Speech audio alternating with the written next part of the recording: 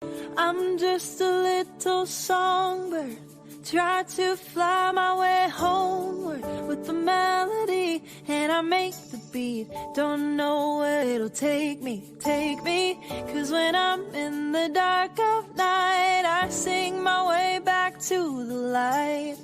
Come along with me and your heart will see that a song changes everything. And the music is moving me forward on to brighter things, on to bigger dreams. Let the harmony carry me, even if the sky's falling down. I know the sound will lead me out. Come along with me and I know you'll see that a song changes everything. Oh, ooh,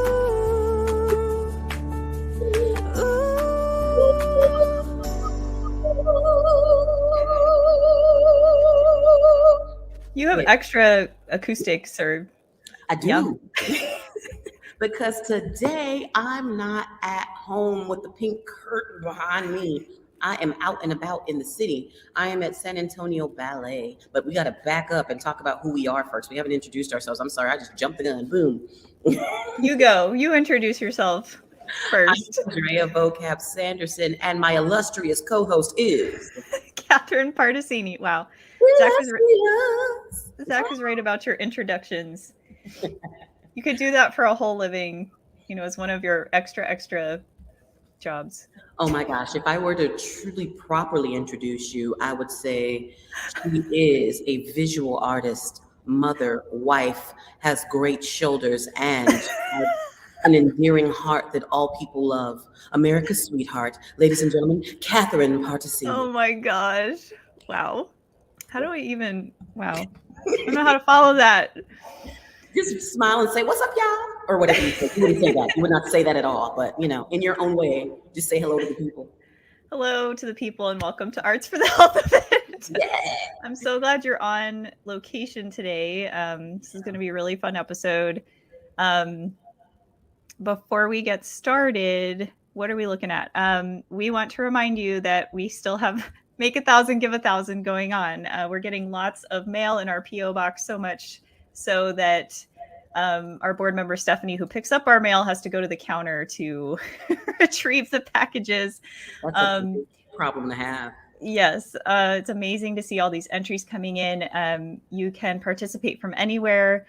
All the information's on our website, heartsneedart.org. There's a bar right at the top where you can click and get all the information on how to participate. Ooh, and there's the URL. Richard just threw it up there for us. heartsneedart.org/1000 hearts, plural. Yes. And that is, you are at home making hearts. And for every heart you send in, money is donated to us so that we can keep all of our programming going. Yes. And then your heart gets delivered to a patient or medical staff. So it's a really cool way to exercise your creativity, no matter how you do that: drawing, painting, sewing, quilting, and share it with other people that are in the hospital. Absolutely. How has your week been going? It's been good. I have been busy. It's been crazy how busy I've been, and it can't stop, won't stop. Well, it's all, I think, the good kind of busy, because you're living in your purpose, just sharing art with so many people. Last night I was at the Tobin Center for Performing Arts, doing some stuff with the Ghostlight Society. It was women telling their stories, women who tell their stories, and we were celebrating just affluential women in San Antonio area. So we had just women from different fields of media and art and ballet, which is kind of cool because it segues into what we're going to do today. But it was a great warm up to what we're doing today, and I'm super excited to get into that. But I had a question for you, Catherine. Yes, ma'am. Because I have still never met you in person. I've only talked to you through this podcast and through Slack and through text and through email. 11 ways to talk to you, none of them in person. And I was thinking, because this morning I stopped to get some food from a restaurant that is very Texas centric. I will not say their name because they're not paying us to give them advertisement. That's right. But as I was picking up this food, I was thinking to myself, I bet Catherine Particini misses this establishment or some establishments in Texas. Then I got to thinking, I wonder what all she does miss about living in Texas. So I wanted to ask you today, Catherine, what do you miss about Texas? Give me a short list of like 5 to 10 things of from, living here. Short list. It's going to start with food because the food in Texas is amazing. So breakfast tacos are number one on my list. Torchy's in particular, it's probably my favorite taco place. Those are the bougie tacos. Those are the Austinites. They are. Spot, and it's moving into San Antonio. Like now we got like 5 or 4 locations here in San Antonio at least. And when I was driving back from Austin the other day, I saw a standalone Torchy's that wasn't connected to anything. And I was like, oh, no way. Oh. Wow. Now they might as well be now Torchy's, you owe us money because we're talking about you on the air. Yeah, sorry, I shouldn't have disclosed that name. You kind of have to because it's your short list. You know what I'm saying? I'll give you one more because we're almost out of time. I miss there's this warm breeze in San Antonio that to me is just to die for, and it's in the evenings, and it's warm and comforting, and and when it's real hot out in the summer especially, it just like takes the edge off, and it's just so beautiful to me. I miss that a lot. Yeah. Yeah, because I've been other cities in Texas, and if the closer you get to the coast, the Gulf Coast, the more humid it gets. But San Antonio, we're far enough removed away from the Gulf that we get some nice little, the Gulf may get some breezes, but it's a little bit more oppressive. So I feel like we get some of the breeze and it's like, okay. Yeah, it's less like an armpit. Yes. Spitting as they blow on you, spitting like a raspberry. That's what it feels like when the breeze blows when you're closer to the coast. This is true. Well, on that note, we should bring on our guest today. Would you like to introduce? Absolutely. So this woman has her own ballet studio here in San Antonio called San Antonio Ballet. She has been dancing almost her entire life, and I absolutely adore her. Every time I get up and go places, there she is, or there her students are, and they are putting on the Ritz for us all. And you are going to see her in just a moment. She's going to walk this way, or maybe she'll plie or prance this way, on point herself all the way over here. It doesn't matter. Please welcome to the stage, Danielle Campbell. And now I'm moving over. We're not even having transition. We're just going to put her in. Just going to do it. This is real life. Close in each other's face, and I should put some gum in my mouth because I got Share your breakfast. Hello, Danielle. It's so good to see you. Oh, it's so good to see you too, Catherine. Thank you for having me. Of course. So we know you're in San Antonio and we're in a ballet studio, but can you tell us about kind of how you got here? Yes, absolutely. Long story. I'm gonna sit the short version. You're like right beside me, instead of looking into a camera, like look at you. No, I love it. No, it's so fun. Yeah, I started dancing like every other little girl wanted to. And, I trained at the Kansas City Ballet. I went to a boarding school for high school outside of Boston in Massachusetts. And then when I graduated, I started dancing for different ballet companies. And my last contract with the ballet company was here in San Antonio. So that's how I moved here. That was 15 and a half years ago. And I decided to stay when I met my husband and was having babies. And pushing out boys. Boys, wonderful boys. They are amazing. And yes, I make them dance and they love it. And so, yeah, I think once my contract had ended, I got an opportunity to open up my own school. There's an amazing woman, Sandra Bravo, who had the Bravo Ballet School here in San Antonio. It was in a historic building that had been a dance studio since like the 50s. And she reached out to me and said, hey, I closed my studio, but I know that you're here. You should consider opening up your own school. And so I thought, this might be interesting. Let me talk about it with my husband and see how it goes. And it started off as, just a test to see, what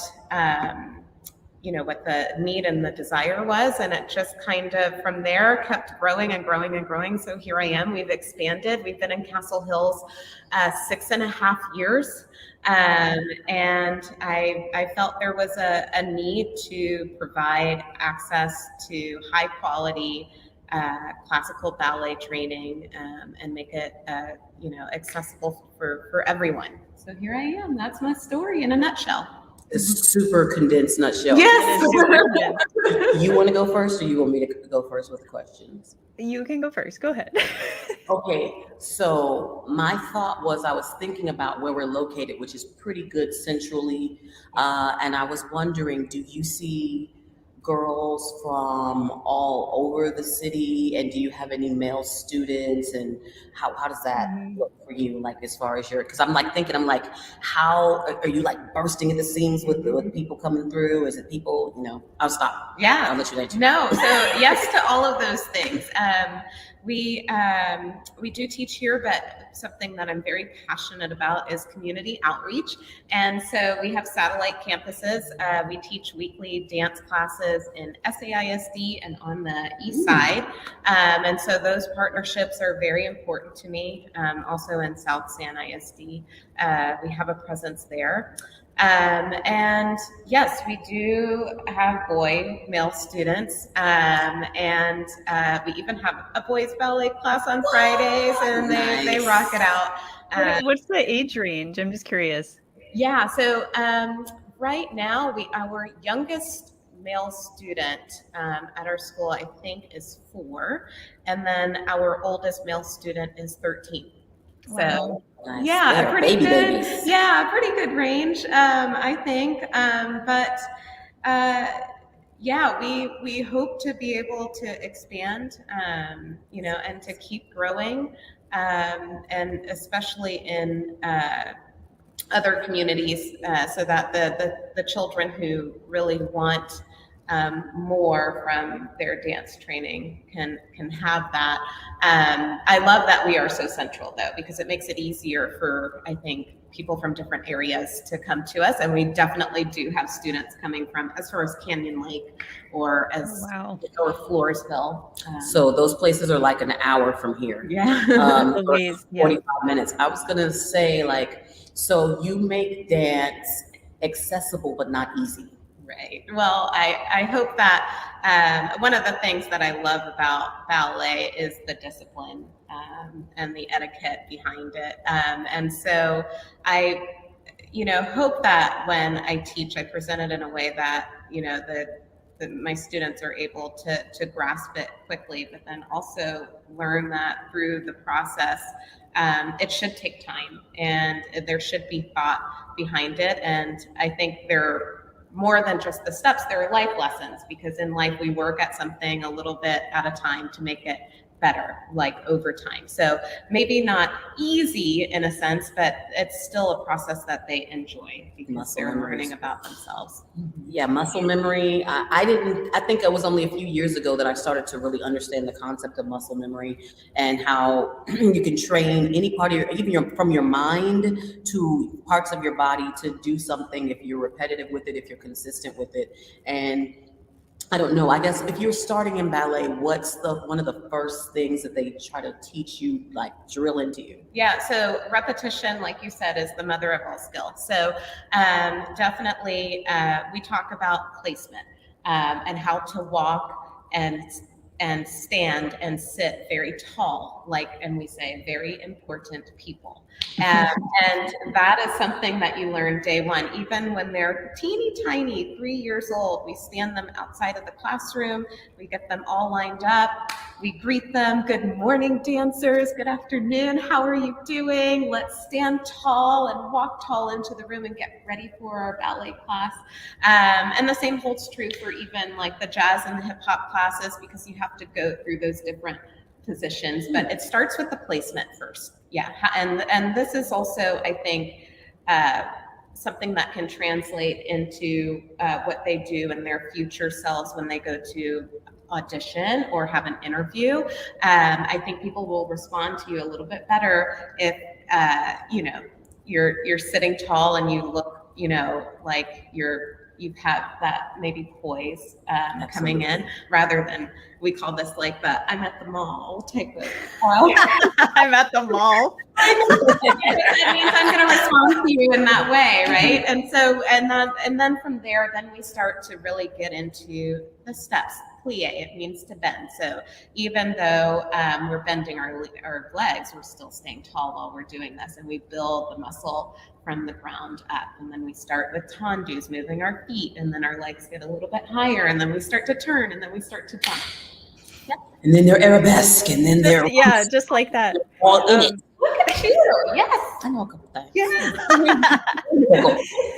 It's something I hadn't considered though in learning dance, is just that very first, that seemingly basic step of how your posture and how you carry yourself. And I feel like that translates into all parts of your life. Yeah. So like teaching kids to just be aware of how they're standing. I mean, that there's so much energy behind that. That's really amazing. And their body language, right? Right. Posture equals attitude. Very important. Yes. Your posture will affect your attitude so much, and it'll affect the way that people respond to you so much. And everybody loves the fact that ballet just seems so formal and graceful, and it's like, how can I attain what these women, these men, these people have put their body through this process, and their mind, and it's so much discipline and stuff like that. So how old were you when you started? I was 4 years old. 4. She said she was 4. I was 4 years old, and I started. My first teacher, she's still alive and she's still teaching. She's in her 90s. God bless. Her name is June Neal, and she's very fit and just someone I still look up to, honestly. I started in Kansas City, Kansas, and June Neal Dance Studio. Whoop, whoop. And I did ballet, tap, jazz, acrobatics, baton. I did, all. And I love that she was able to introduce all of us to so many different dance disciplines. And she was really instrumental in communicating with my mom. Hey, I think Danielle would really do well concentrating in ballet. And so then from there, I went to my first professional ballet school. But I would still always take some of my classes with her throughout the whole time. And even when she closed her studio or retired 5 years ago, I went back and danced for her because that was just really important. And I think it's very important to have an inspiring teacher like that for the very first time, who just will shower you with love and just give to you and just, coach you and really try to create a path for you to continue if that's what you want. That's what real teachers do. They recognize the potential and purpose in a student, and they guide them. Right. Push. Off the cliff. and it takes a lot of wisdom, and it takes a lot of foresight for that to happen. So I think it's great. So and in creating this place for young adults, what are some of the things you do to try to guide them in the path when you see the it's like, oh, you right there, you are ripe for this ballet, and you should do it for the rest of your life? What are some of the things you do? Yeah, absolutely. So I think I kind of pull from what June taught me and just I try to expose my dancers to as much as I possibly can. We don't focus solely on competitions or solely on performances, but we do a little bit of competing. We do 2 productions in a year, but we also focus very much on their training so that they have a solid foundation. Not just in ballet, they are required to take ballet, contemporary, tap, so that they are well-rounded dancers, because ultimately we want them to be able to adapt to different styles, so that if they do choose to dance and they work with different choreographers, they have that experience of working and moving in that way. So I think that's basically, my main sort of mission or goal. I try to identify their strengths, their individual strengths. And then from there, we talk about a plan. Like, what is your ultimate goal? Is it to go to college and dance through college and maybe become a choreographer? Or is it that you want to be a professional dancer? I've had students that have gone on to perform on cruise ships, some performing on Broadway, and then some who choose ballet. So I think just offering them high-level training in each of those disciplines is my main goal, so that they can find what really speaks to their heart. So speaking of hearts, we're going to go to my song called My Heart Knows, that was produced by DJ Now Ilfudge. Check it out. And my heart knows, baby, it's true. And my heart knows that it's you. Yeah, it's true. Oh, what a passion, what a burning in my soul. Give me fire and smoldering. Oh, oh, oh, you to speak about to my love alone. I wanna take it slow, but it's new. And my heart knows that it's you. And my heart knows, baby, it's true. And my heart knows that it's you. Baby, it's true. Hello. So that was my song, My Heart Knows. The reason why I'm no longer sitting is because we're about to go into an exercise that Danielle's going to lead us in. Y'all know every episode we do a something on air that you can participate in. So Catherine, if you want to say a couple words, I'm going to stop talking. I'm just going to move out the scene, and then she's got. I will. I'll sit over here, but like kind of like not on, not on. But I'm doing it. So yeah, Danielle, tell us what this exercise is and what you typically use it for. Sure. So first I'm going to take you through some isolation. So we're just going to warm up our head and our shoulders and get them ready to go. You would typically find this in maybe a jazz or a modern class. We also circle and roll our head before we begin our ballet class. It's one of the first exercises that we do. And then we're going to move into some arm or port-de-bras movements, is what it's called in French. And I thought I'd pull from the Ballet Swan Lake because it's lovely and timeless. And so we'll be swans today. So just really quickly, we're going to sit very tall. We're going to pull our belly button to our spine. We're going to lengthen our back. We're going to press our shoulders down and open up our chest like we have a $1 million diamond necklace on. Okay, and from here, we're going to take our right ear to our shoulder and move it to our center, and then over to the left and to center. And then we're going to draw a circle with our nose. Circle the head 2 times all the way around. While we circle the head, we want to relax our neck and shoulders.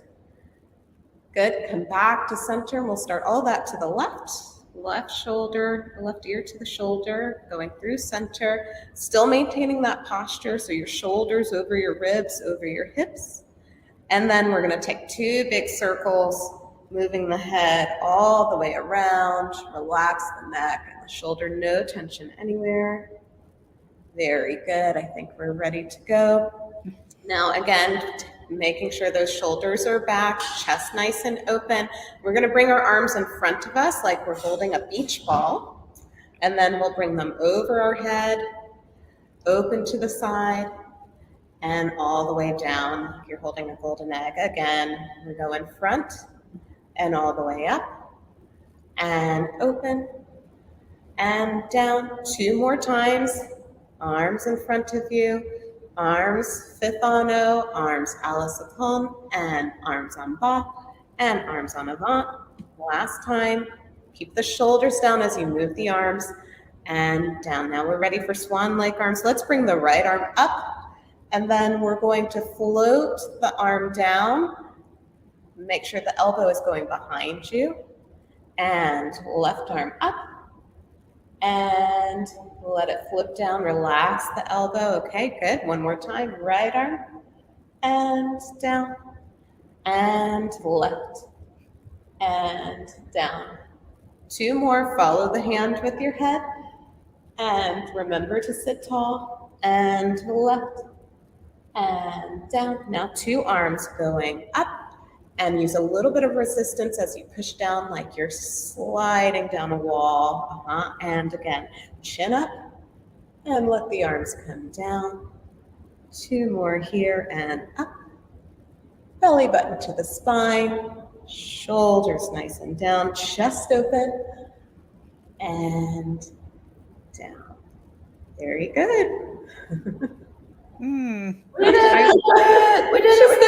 Opening up the chest and upper body. Yeah. I have never done that before in any real way. I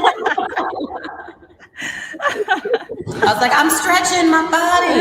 And it does, it makes you feel a little bit more graceful. It makes you feel like you're focused on it, but you're kind of letting go at the same time. That's an interesting experience. Yeah. And this is not something that's super like hard to grasp, but it just feels so brand new.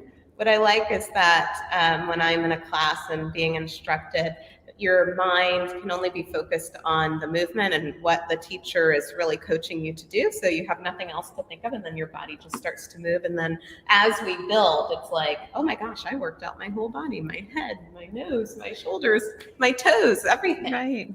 Yes. It's like learning a different language in a way. And the mind, I guess, like the mindfulness of the movement. I don't know. I find that we only did it a very short time, but it's almost meditative because you're so focused on what you're doing in the present moment. Absolutely. Yeah. I was super conscious of my fingers, and I was like, what am I doing with my fingers? My fingers don't look like what she's doing with her fingers. I need to fix my fingers. I was like, but no, maybe it's okay that I'm not. I was like, she's not scrutinizing me because she's doing her thing. But maybe if I was her student, she'd be like, move your fingers. Oh, yeah. I mean, that is just like maybe one part of an exercise. I might repeat that like 4 or 5 different sets of it. And with music, I think that's what really moves. So, I mean, putting on Tchaikovsky's score and doing that, for 3 minutes straight, it's like, it's exhausting, but also it feels like very freeing.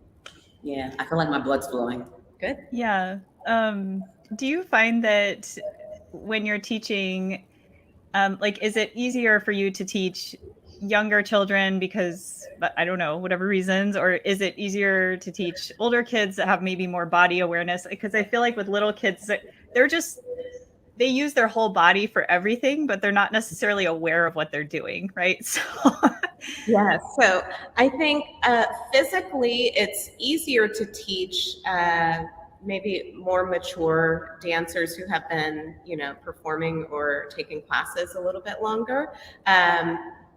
But I think it's also very rewarding teaching the younger students and like seeing how they do their first, pirouette, and you're like, oh my goodness, I taught them that, I helped them. And even though you have to do it with them maybe 50 times until they get it right, it's so rewarding to see them, sort of conquer or master, a skill. So, both there are benefits to teaching, all of the ages. The littles are also so loving. They just want to hug you and kiss you, and they, are more vocal in that way. Whereas the teenagers, they know everything. And so, you have that challenge as well. But I think, for sure, to answer your question, there are definitely benefits to both age groups. To each, yeah. I was going to say, because youngs or little ones are so, the focus is the hardest part. How do you instill focus in little ones? Yeah, I think that I enjoy setting up my classroom with lots of props and things that can keep them engaged, but I try not to overstimulate them. And so, for instance, like if we're going to do maybe Swan Lake arms with you, I can just kind of talk you through it. But with the younger ones, they might get bored if I talk through it. So I might put a scarf in their hand, and they might, and I'll say gently, bring the scarf up and bring it down and look at your scarf. And we'll talk about, hey, let's lay our scarf out and let's fold it. And this is how I teach hand placement. So it's just being a little bit more creative with, yeah, and it's fun too. And, you know, you can kind of make it what you want it to be. I love that. I want to go back a little bit to the outreach programs that you initiated and kind of what came of that, because it's a really fascinating story, like what that led to with the American Ballet. Yes. Company. So while I was still dancing, I started to teach, and I would teach, you know, at a couple of different studios locally here in San Antonio, but also I taught at the Boys and Girls Club. And American Ballet Theater recognized my work and offered me a scholarship 3 years in a row to receive my teaching. Oh, is that all? Amazing. Come again. Yeah, so that was a blessing to receive that certification and to be recognized for my work. And I simply was just doing something that I loved to do and felt was important to do. And my father always says, you do the right thing for no other reason because it's the right thing to do. And so that was just one of those moments or times that, you know, it was recognized and a huge blessing came out of it. But Misty Copeland is probably one of the most famous ballerinas right now. And she is a principal dancer with American Ballet Theater, but she was discovered in a Boys and Girls Club through a program like that where they offered dance, and her dance teacher was like, hey, you're very talented, you need to go down this path. And now she's famous and super famous, lives in New York City, and that just goes to show you just never know. You never know who you're teaching. I think it's a beautiful thing when I'm able to go to either one of my campuses in SAISD or on the East Side and really see a student who shows a lot of promise in dance. We have been able to offer scholarships to some of these young children to the ballet school here at my home studio. And, you know, they're mixed in with kids from all different types of backgrounds. And, you know, so you may have someone who is from the South Side who lives in an apartment become friends with someone who lives Castle Hills, Alamo Heights, in, you know, a mansion. And it doesn't matter because they love to dance. And that's what the art should do. It should just recognize talent, regardless of your zip code or your home life. And here they're all the same. Well, thank you so much. That is really wonderful. We do have another segment with you, but before we do that very last segment with our good friend Danielle Campbell, because y'all probably like, who's this beautiful woman sitting here? And normally her name would be on the screen because she'd be in her own little rectangle, but she's not in the rectangle. She's sitting in my rectangle. I'm Andrea Sanderson, and she's Danielle. You're sharing rectangles. Yeah. Sexy, illustrious ballet dancer. So before we do her last, segment, we're gonna go to "Go Easy" by Big and Bernard. How about we take the break from the breakdown? Make time to talk before words lose their weight now. Don't wanna start another war. How about we take the break from the breakdown? Make time to talk before words lose their weight now. Don't wanna start another war. Go easy.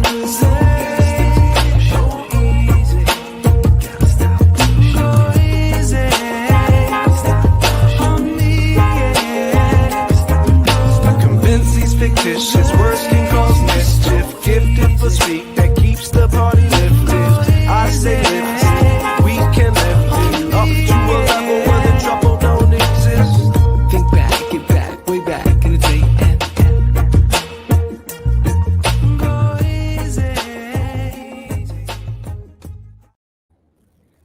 was Go Easy by Big Infinite. All right.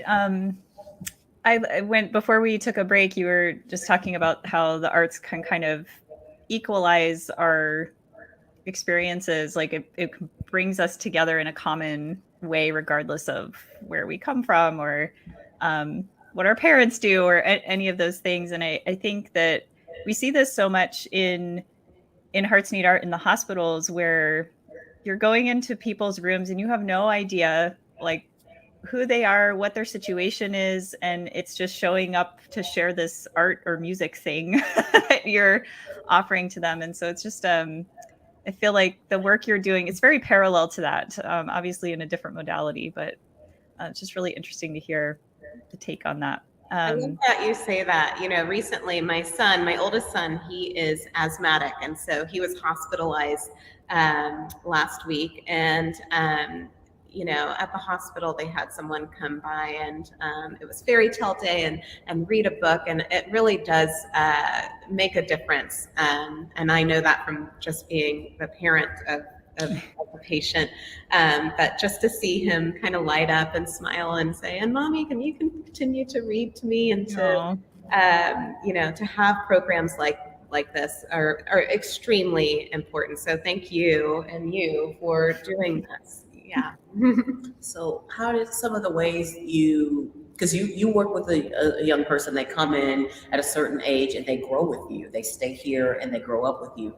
And how do you feel like their mental or emotional health changes when they start getting into ballet and dance? Yes, absolutely. This is a really great question. And there's so many ways I could go with this, but I love being able to see my students grow from little, I call them tiny tots or minis, and see how they mature.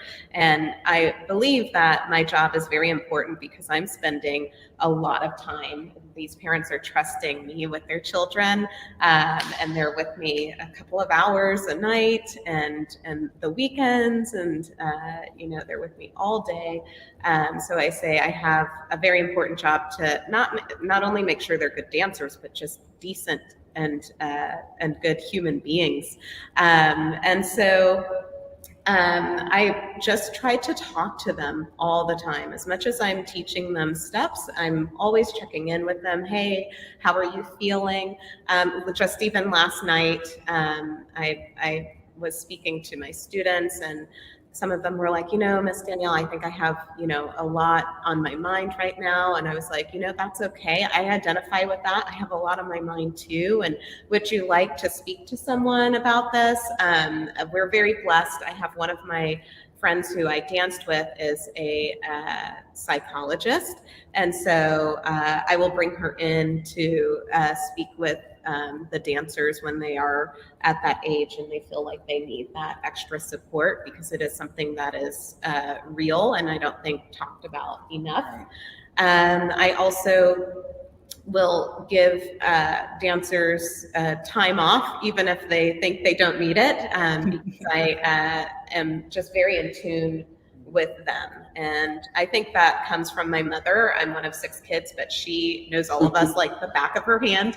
And so just being aware of, again, their body language, and how they take class. I mean, I can, even though we're not as verbal in the ballet class, I think I do a good job of just sort of reading them and seeing what they need. So yeah, definitely reaching out to professionals and making sure that that's offered to them is a priority of mine. That's a big question, because I have one last question before we start asking her what you got going on. Not a question, but I guess just a comment that I didn't grow up doing dance, but my sister grew up doing gymnastics from like age 5 till 18. Like that was her life for a very long time. And I find this similarity in people that either, whether it's gymnastics or dance or martial arts, or, I mean, it could be any teacher really, it depends on the person, but there is this almost commitment to developing the whole student, the whole, like their whole person, and not just you're here for 2 hours and then you're gone and that's it. Like there's a level of, I think, expertise that comes with what you're doing, saying you just kind of, you can sense where your students are and where they might need to be guided or when they need a rest. And so I just, it's amazing to me to hear, and it's comforting too, even having my own son, like he's in jujitsu right now, and watching that coach, the way she manages the classroom is just, it's like she sees every student, but she's at the same time somehow. So Yeah. it's just that was my comment, not really a question though. So I do have one closing thing. What do you think is not the best, because whenever someone asks me that question, what's the best? I'm like, that's too much. What's some really great advice that you feel like you've received in your dance career and teaching career that you feel like has been something that you kind of kept at your center as you were? Okay. There are two things that I think come to mind. Let's see. One, there was a director of mine in Nashville, Sharon, who gave me advice in one of my evaluations, and it was not to get too heady, like to get inside of my head and overthink and overprocess. And so it was just nice to, get that feedback. And sometimes you do just have to go with it and go through the movement. And I was always a very careful dancer, always very planned, measured. I was a technician, those were my strengths. And then on the opposite end of that, another director of mine, Myra Worthen, wonderful, excellent teacher to this day. You can still see her product dancing all around the world and here in San Antonio as well. But as a teacher, she would always say and as an owner of a business, she would say there are no small details. So I love that, because I was like, as nitpicky and as I can be, I'm like, there's a place for that. Finally, it may not have been as dancing, right? Because sometimes, the movement lends itself for something else, but there's a place for all of my, tendencies. So I like that, tendencies. But also don't be too heady. Right. It is such a difficult thing to balance sometimes, not being in our head, because sometimes when you've seen the people that are not such great dancers, you can literally see them counting on their face. They're like, I got to do my right here, and you're like, oh God, just let go and dance. That would be me. Yep. I'd be that student. But then there is the nuance, right, of the little detail that is such a big deal, with the pinky or the extra bend or the extra height that you can get in a jump, and how it just makes all the difference. Because I see some people, they dance, but then there are people who their whole body moves through the dance, and it's like, I'm not just getting from this position on the floor to that position on the floor. Right. I'm dancing through the transition, and you can see it through their torso, through their legs, and on their face, that they're just like in it. Yeah. And it's like, damn, you're the real deal. Yeah. So I think that's really, really cool. So now we got to ask you and take a couple minutes to talk to us about what you have going on, what you have coming up. Okay, great. Yeah, we have a couple of things coming up. In addition to San Antonio Ballet School, we have a nonprofit youth performance company, San Antonio Youth Ballet. So please follow us on social media. Our spring production is of The Firebird. So speaking of Misty Copeland, that was the role that pretty much, I think, made her really famous. And so that ballet will be May 13th and 14th here in San Antonio. And then additionally, San Antonio Ballet School will host its summer intensive.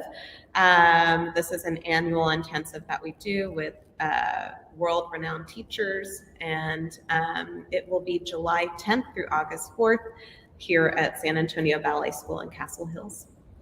Right. And stay nice and cool in the studio while it's 100 degrees outside. Yes, absolutely. Absolutely. So can you take us through a couple of your social handles, like your Instagram, your Facebook, and your website? Yes. Okay, so our website is San Antonio Ballet School, also spelled out, .com. And our social handles are at SA Ballet School on Instagram and Facebook at San Antonio Ballet School. I'm like thinking in my head, I hope that's correct. I hope quiz. We're quizzing you on your. But you can follow the hashtag Serious Dance, Serious Fun. It should take you to us and your dance destination. And then our youth company is at San Antonio Youth Ballet on Instagram and Facebook. So yeah, hopefully you've got all of those, and hopefully you are going to follow them like right now. You're picking up your cellular device and you're going to those places and you're like, boop, follow. That's right. Because maybe they'll follow you back. Maybe they're like your puppy and kitty videos. I don't know, your reels. I don't know.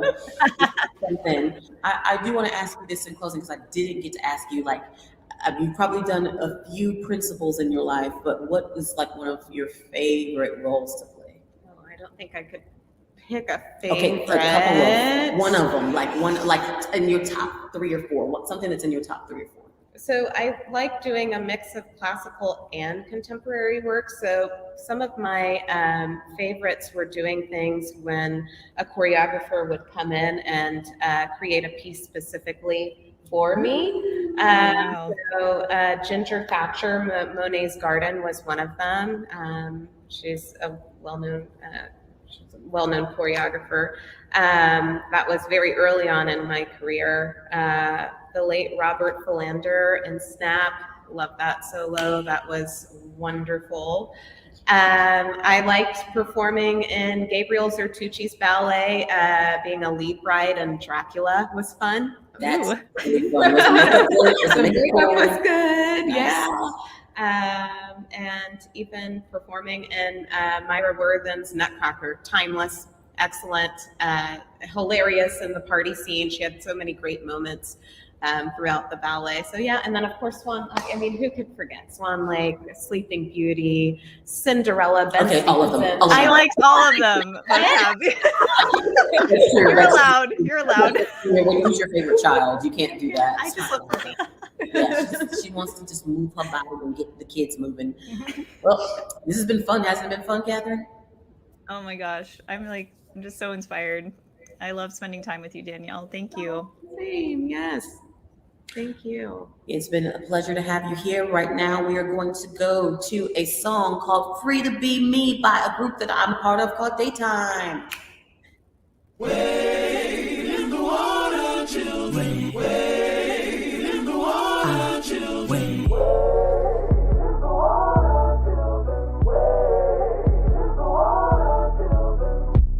Unapologetically, I am whispering my magic potion of love and unity into the universe, believing it will come back in the spirit of reciprocity. May my offerings be incense in the nostrils of God.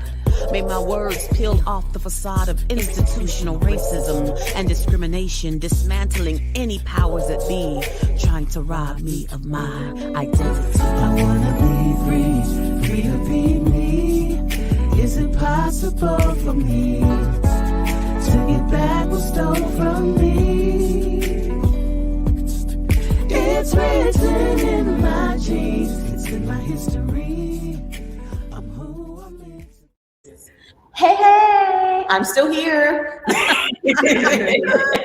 We're gonna wrap up in like a minute. Yeah, I told Danielle, I was like, just hang out beside me. It's fine. What's the point of you like getting up and trying to act like you're busy in the background? Just stay here. You can just dance in the background.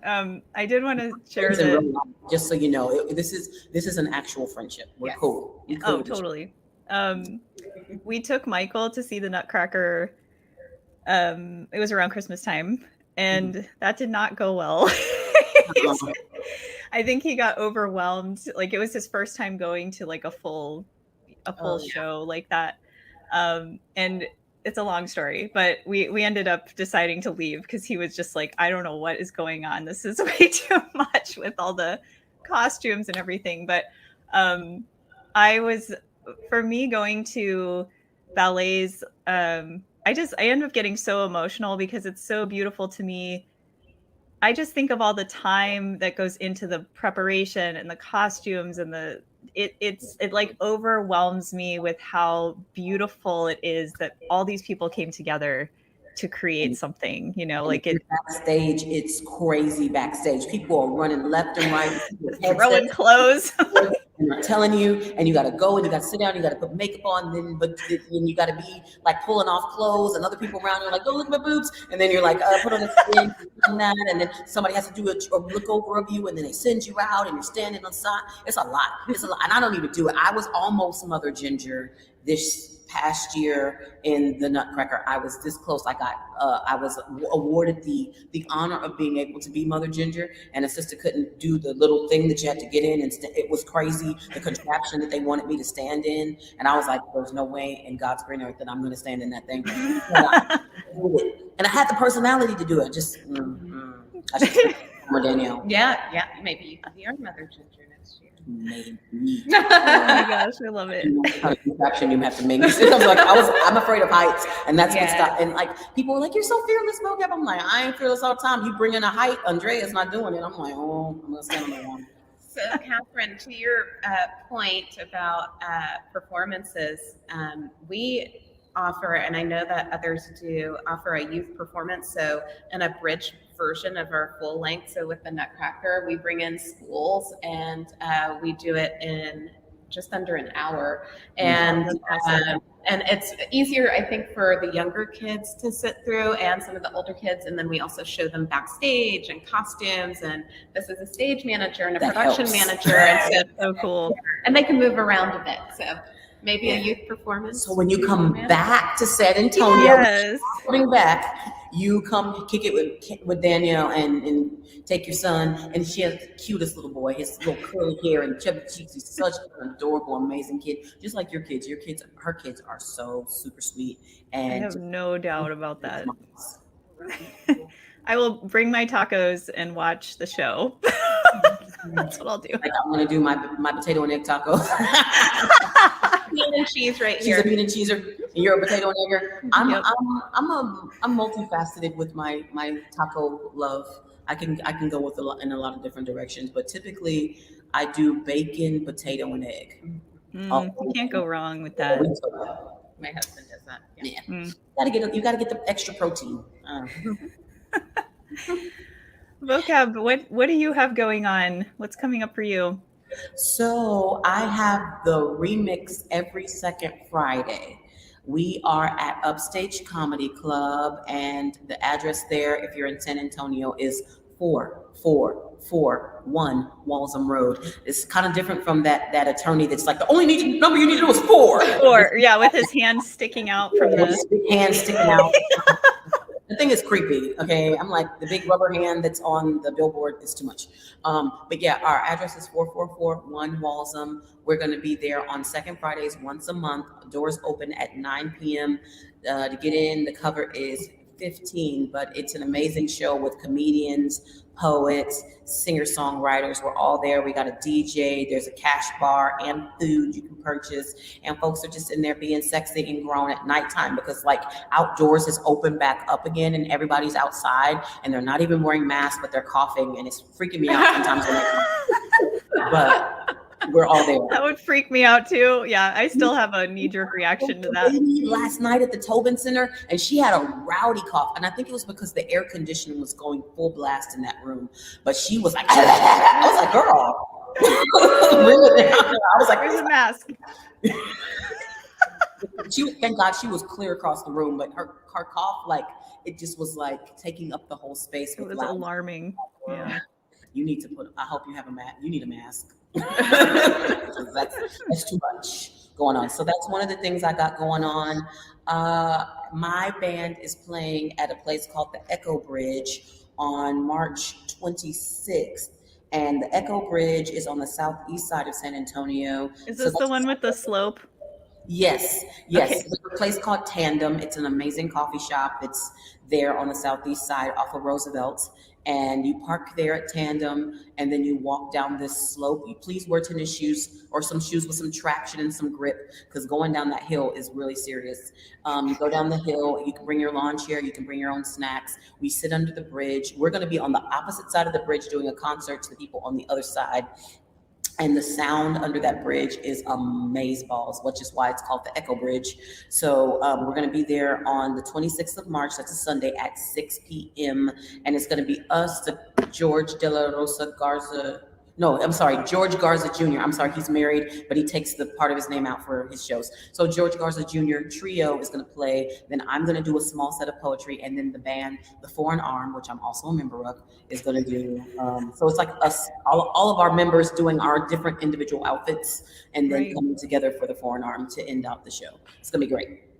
Oh, amazing. Is that, I think, Zach is part of the Foreign Arm, right? Zach is part of the Foreign Arm. Mm-hmm. We just had Zach Jewell on the show, and I think I saw a picture he posted, and it's him sitting under a bridge. So now I'm wondering if that's the place where y'all are performing. Okay. We went over there to do a site visit and check out some other bands that were playing there one day, and he's always really good about pulling out his camera and doing his social media thing no matter where we are. He also has a really good picture in front of one of the murals that's there. I think that's his profile picture right now on his Instagram. Breaking Light. I don't mess that up. Breaking of Light. It's something, yeah. Yeah. Something like that. But just hit me up and I can get you there. Or if you follow me, then you can see that he follows me, and it's breaking _light. _light. Mm-hmm. So yeah. It's a cool place to take pictures. It's a cool place to take your friends and your family. All our music is family friendly. So if you got kids, you can bring your kids out there and not worry about them, hearing, crazy language. Just worry about them not jumping in the dirty river. In the water. All right. We unfortunately have to say goodbye. Before we do, quick reminder, make and send in your hearts for Make 1,000, Give 1,000. You can visit our website to learn more about that. We want to say thank you to Jane Phipps of the Nancy Smith Heard Foundation for helping to make this show possible. And make sure you're liking, subscribing, sharing wherever you are receiving your podcast. And kids and Danielle. Yes, I'm pointing the wrong way there. We will make sure all the links are in the description so that y'all can just click and learn more about Danielle. Thank you, Danielle, so much for being with us. Until next time. We will see you all later. That's a high note. Thank you for listening to Arts for the Health of It. This episode is produced by Hearts Need Art, creative support for patients and caregivers. You can support the show and help others learn about the healing power of the arts by visiting heartsneedart.org. The views expressed on this podcast do not necessarily reflect the views of Hearts Need Art, their staff, board members, or other affiliates. All content is created for informational purposes only. This podcast is not intended to be a substitute for professional medical advice or to diagnose and treat any health condition. Always seek the advice of your physician or other qualified health professional with any questions you may have regarding a medical condition. Never disregard professional medical advice or delay in seeking it because of something you've heard on this podcast.